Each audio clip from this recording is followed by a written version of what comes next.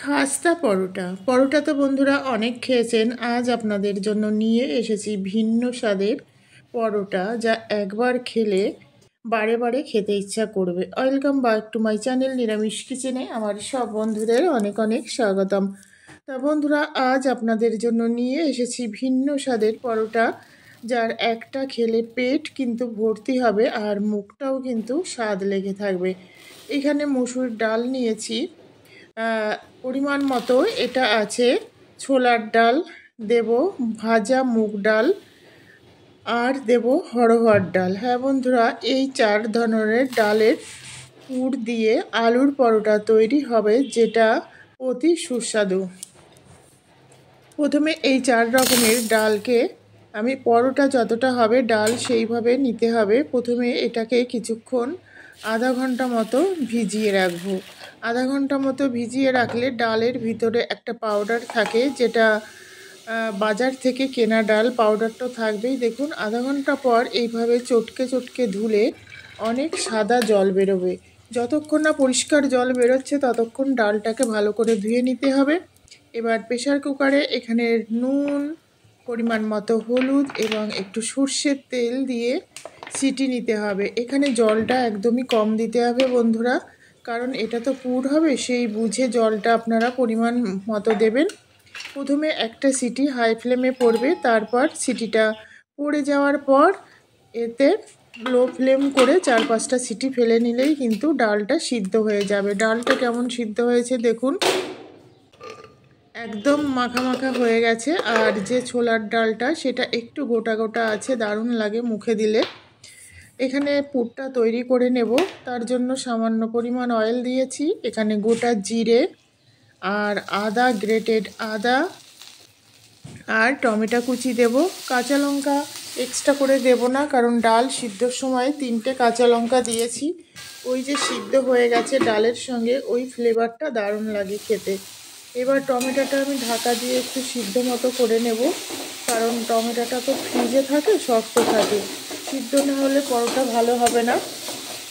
তাই একটু নুন দিয়ে টমেটোটা ভালোভাবে এইভাবে ম্যাশ করে নিতে হবে। নেওয়ার পর বন্ধুরা, যে ডালটা সিদ্ধ করে রেখেছি সেই ডালটা এবার এর মধ্যে দিয়ে দিতে হবে।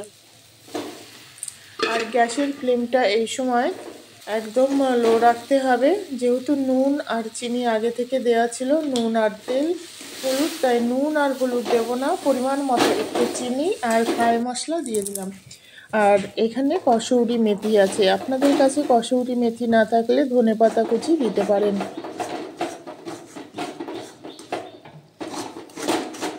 সমস্ত উপকরণটা দেওয়া হয়ে গেছে ডালের মধ্যে। এবার ডালটাকে ভালোভাবে নাড়তে হবে। দেখুন, একদম শুকনো একটা পুর তৈরি হবে, যেহেতু পরোটা হবে তাই কোনো রকম নরম যেন থাকে না। এইবার আমি এখানে বড় সাইজের একটা সিদ্ধ আলু নিয়েছি, এটা ডালের মধ্যে দিয়ে সিদ্ধ করে নিয়েছি। এইবার আলুটাকে গ্রেট করে নিতে হবে। আপনারা চটকে মাখতে যাবেন না, কেন বলুন তো বন্ধুরা, কারণ এটা তো নতুন আলু, তাই যদি চটকে মাখতে যান ওটা গোটা গোটা থেকে যাবে আর পরোটাটা ভালো হবে না। পরিমাণ মতো এখানে নুন চিনি দিয়ে আটা আর ময়দা মিক্সড করে দেব। আপনারা চাইলে শুধু আটাও দিতে পারেন, চাইলে শুধু ময়দাও দিতে পারেন, তবে আটা আর ময়দা মিক্সড করে দিলে সেটা মানে টেস্টি ভালো হয়। আর যেহেতু আলুর পরোটা, তাই এখানে আমি কোনো জল দেব না, এইভাবে একটু চটকে চটকে মাখতে হবে। এটা মাখতে মাখতে নরম হয়ে যাবে। যেহেতু বড় সাইজের একটা আলু দিয়েছি, আপনাদের যতটা পরোটা হবে সেই পরিমাণে আলু দিতে হবে। তো এইভাবে চটকে চটকে মাখা হয়ে গেছে। একটু অয়েল দেব, অয়েল দিয়ে এটাকে আমি রেস্টে রেখে দেব অন্তত 2 ঘন্টা। অন্তত 2 ঘন্টা রেস্টে রাখলে কি হবে, এই মানে আটার যে মাখাটা সেটা কিন্তু আরও বেশি সফট হয়ে যাবে আর পরোটা খাস্তা হবে। এইখানে ডাল আছে, আমি দেখুন 2 ঘন্টা পর ফিরে এলাম। 2 ঘন্টা আপনারা মিনিমাম রাখবেন, যদি চান বেশি রাখলে অসুবিধা নেই। দেখুন কতটা শক্ত ছিল আর কতটা সফট হয়ে গেছে। হালকা একটু ময়দা নিয়ে আমার যতটা পরোটার দরকার আমি সেই হিসাবে ছোট ছোট ডো তৈরি করে নেব। তাই এখানে 5টা বিগ সাইজ নিয়েছি আমি মোটা করে খাস্তা করে বড় করে পরোটাটা তৈরি করব, যাতে একটা পরোটাতেই পেট অনেকটা ভর্তি হয়ে যায়। এইবার যে ডালের পুরটা তৈরি করেছি, যেহেতু আমার 5টা পরোটা হয়েছে, তাই 5টা আমি ছোট্ট ডালের বল করে নেব।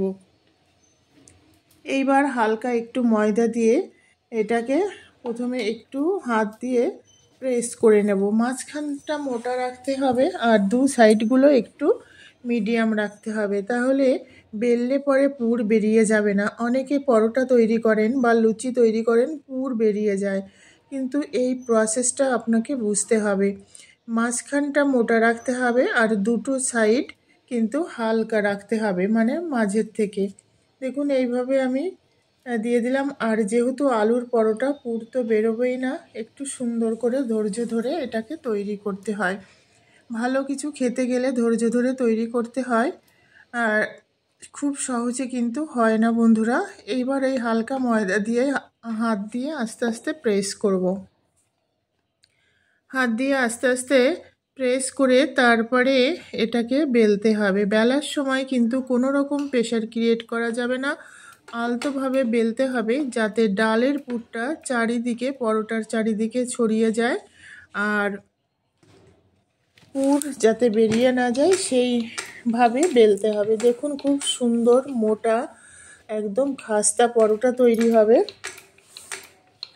একদিন এই ডালের পুরি তৈরি করে আপনাদের দেখাবো।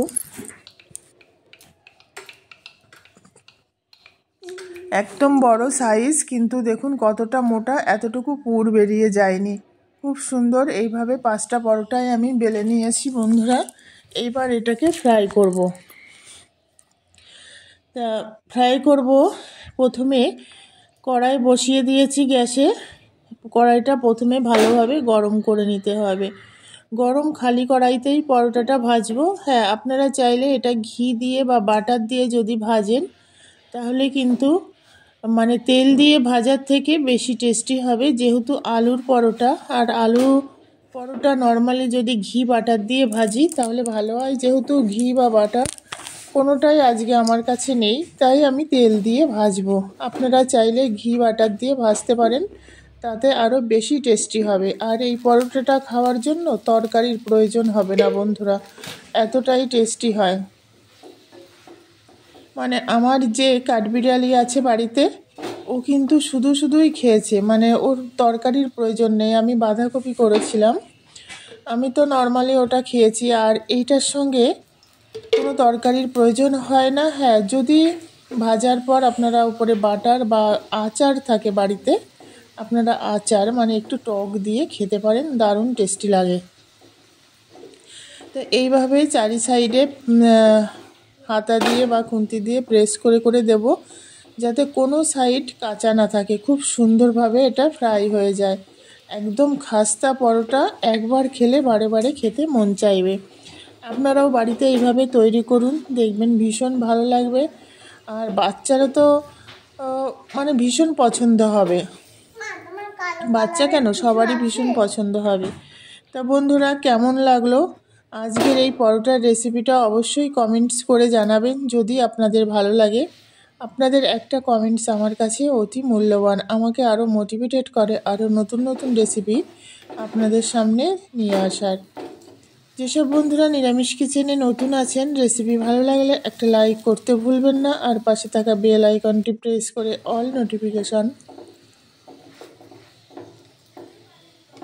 অন করে রাখবেন, যাতে নতুন নতুন রেসিপি আপলোড হলে সবার আগে আপনার কাছে নোটিফিকেশান যায়। সবাই খুব ভালো থাকবেন বন্ধুরা, সুস্থ থাকবেন। আর এই রকম আলুর পরোটা, মানে ডালের পুর ভরা আলুর পরোটা একবার তৈরি করে খেয়ে দেখুন, দেখবেন ভীষণ ভালো লাগবে, বারে বারে খেতে চাইবে। আপনারা হয়তো মুগ ডাল, ছোলার ডাল, মসুর ডালের পরোটা খেয়েছেন, কিন্তু পাঁচমিশালি ডালের এই পরোটা এইভাবে পুর তৈরি করে খেয়ে দেখুন, সেটা আলুর পরোটা। তা একদম খাস্তা, এতটা গরম আমি ধরতে পারছি না। এদিকে খাওয়ার জন্য মাথা খারাপ করে দিচ্ছে আমার কাঠবিড়ালি, আমি তার জন্য সঙ্গে সঙ্গে দেখাতে হচ্ছে। এনিওয়ে, একটা আমি কেটে ছিঁড়ে আপনাদের দেখাচ্ছি, মানে ভেতরে কতটা, মানে পুরো পরোটাটা ভর্তি কিন্তু পুরে ভর্তি। তাই এর মধ্যে যদি একটু ঘরে আচার থাকে আপনারা আচার দিয়ে খেয়ে নেবেন, দেখবেন দারুণ টেস্টি লাগবে। আর চাইলে বাটার মেখেও খেতে পারেন। দেখুন খুব সুন্দর। বাড়িতে নতুন আলু থাকতে থাকতে একবার এইভাবে পরোটা তৈরি করে খান সকলে মিলে।